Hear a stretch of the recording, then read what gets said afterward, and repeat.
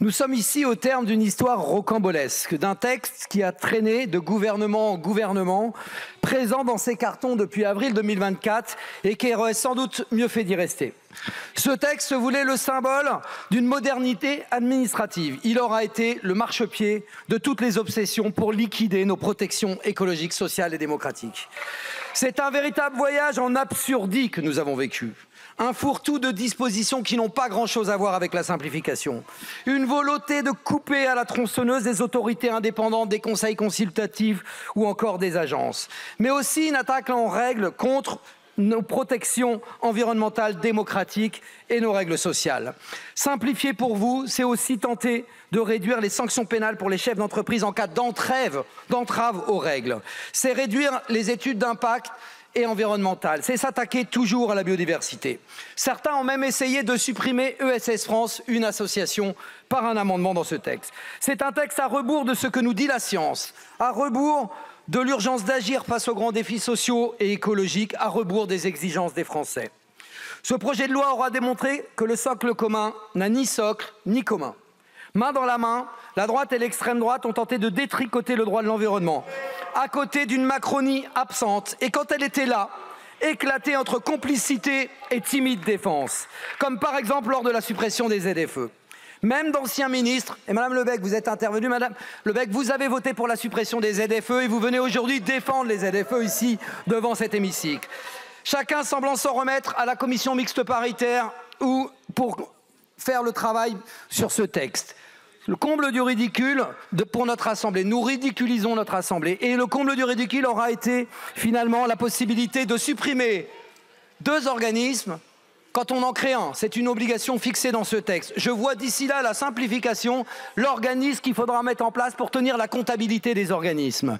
La droite républicaine et le RN se sont surpassés pour imaginer tout ce que l'on pouvait faire tomber au champ anti-écologiste et antisocial. On a tant entendu dans les débats, je ne connais pas, donc ça ne sert à rien. Ils ne se sont pas réunis, donc ça ne sert à rien. J'aime pas le sujet, donc c'est inutile. Rappelons-nous de ce petit moment croquignolesque, quand une députée LR a voulu supprimer le Conseil national de la montagne et qu'un autre député LR, président de l'association des élus de montagne, a crié au scandale de cette suppression et que le rapporteur, qui avait donné un avis favorable, a dû se plier en 4 pour pouvoir le remettre en place.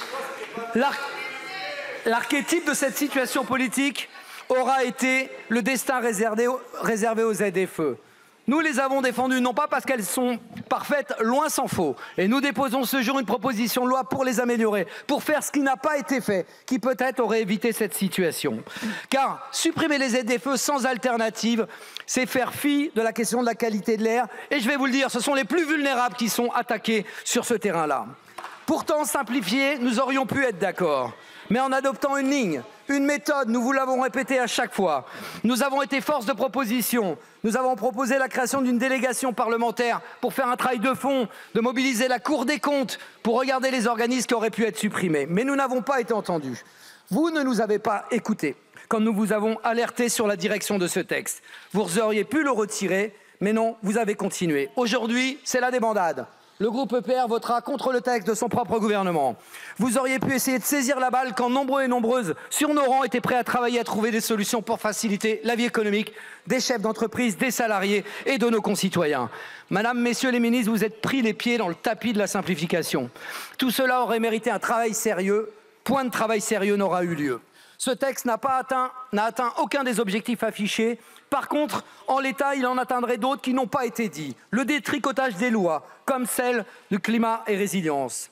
Ce texte est devenu le porte-voix idiot de ces combats régressifs. Le climat, la biodiversité, la santé publique, les droits des salariés, comme si tout cela devait être considéré comme compliqué et devait être annulé. Elle a bon dos, la simplification. Nous resterons cohérents, nous voterons contre ce texte. Nous avons assisté à une simplification de la pensée et certainement pas une simplification de la vie économique. Simone Veil disait « Il est toujours tentant de simplifier, on désigne des responsables, des coupables, en faisant bon marché de réalités complexes. Et malheureusement, tout le monde s'est donné à cœur joie dans ce sens. Feignant la simplification, on a fait fi de la science, du bon sens, de notre santé et de celle de nos écosystèmes.